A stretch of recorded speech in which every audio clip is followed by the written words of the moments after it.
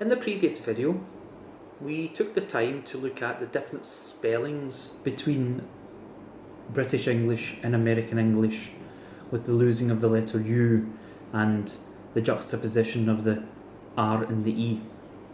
And in this video, we're going to continue with a similar theme, but we're going to use the car as an example, and the different types and different parts of the car, and how the Americans and the British have different words for the same thing.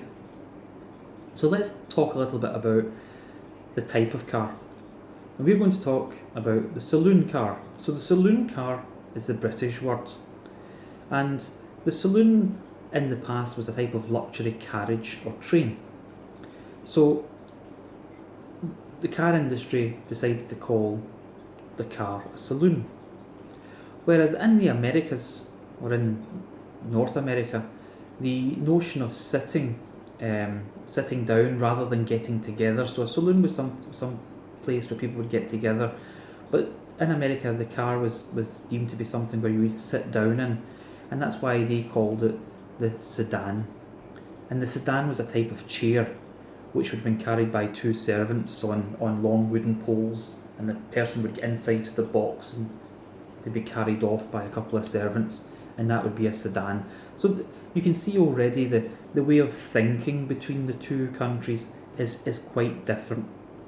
So the sedan and the saloon are the same type of car. So let's talk a little bit about the parts of the car. So the bit on the front, where you pop it open and lift up and look in at the engine, in Britain is referred to as a bonnet, like an Easter bonnet, I suppose you might call it. Whereas in the Americas it's referred to as a hood.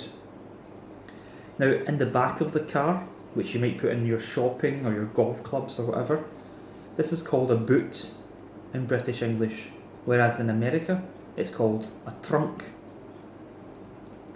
The glass at the front of the car that you look out when you're driving is a windscreen.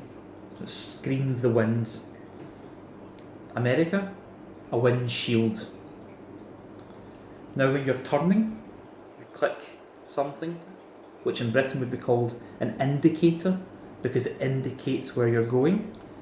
In America, it's called a blinker or turn signal. And finally, the tyre. You might say, well, the tyre is the same in Britain and America. Yes, but it's spelt differently. It's T-Y-R-E in British English and T-I-R-E in American English. So something as simple as a car, something as similar as a car, has risen 6 different words, 12 words for the same thing. And that's what makes language interesting, and it's what makes English not difficult, but a study of culture also. So I hope you found this interesting. Next video, I hope to look at something else to highlight the difference between British and American English. If you're interested, leave a comment below, subscribe and like, and thank you for watching. Good day.